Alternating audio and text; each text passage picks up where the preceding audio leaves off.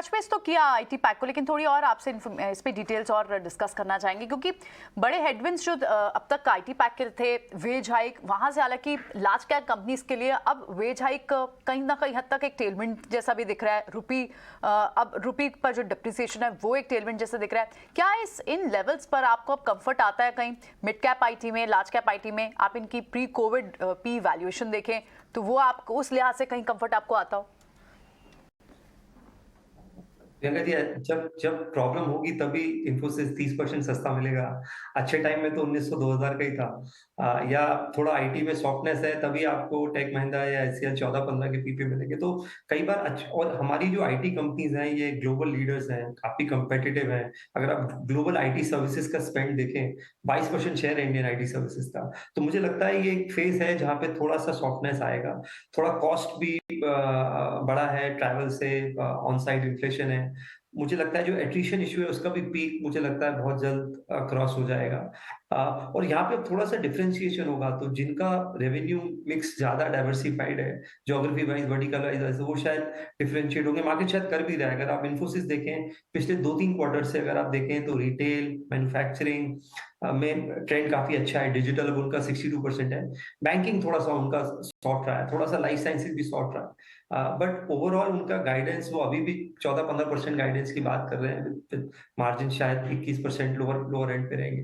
तो मुझे लगता है थोड़ा सा हो सकता है 2-3 महीने का पेन हो। और हमने देखा है कि जब कोई अच्छा बिजनेस थोड़ा टेम्पररी पेन पीरियड से होता है, वो उसको अच्छा टाइम होता है एक्यूमुलेट करने का। तो मेरा थोड़ा सा कॉन्ट्रेरियन व्यू है आईटी सर्विसेज पे। पर आपको थोड़ा सा इसमें थोड़ा पेशेंस ज्यादा रखना पड़ेगा। सितंबर क्वार्टर हो सकता है थोड़ा सॉफ्ट हो, कमेंट्री हो सकता है थोड़ा सा और चेंज आए तो उसमें मार्केट थोड़ा और रिएक्ट कर सकता है।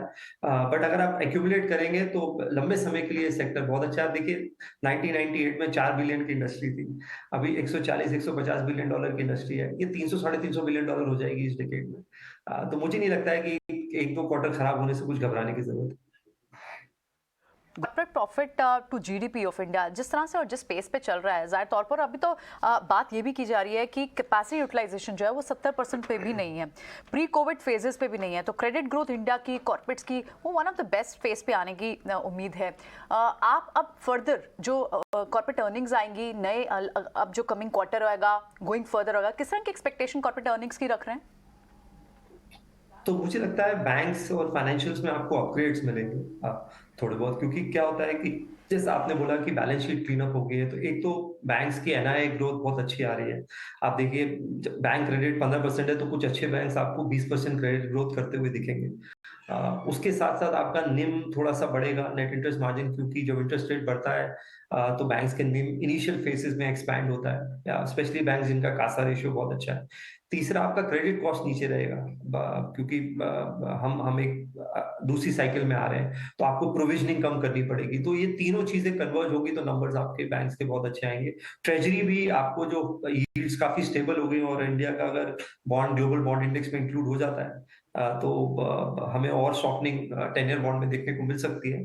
तो तीनों चारों फैक्टर बैंक्स के जो है एक साथ आ रहे हैं। और आप एक, मैं व्यूअर्स को बोलूंगा कि आईसीआईसीआई की बहुत अच्छी एनुअल रिपोर्ट है, from bank to bank tech, कैसे बैंक से बैंक टेक बन रहा है और क्या होने वाला है अगले 3-4 साल में। बहुत ही अच्छी रिपोर्ट है। वो बात करता है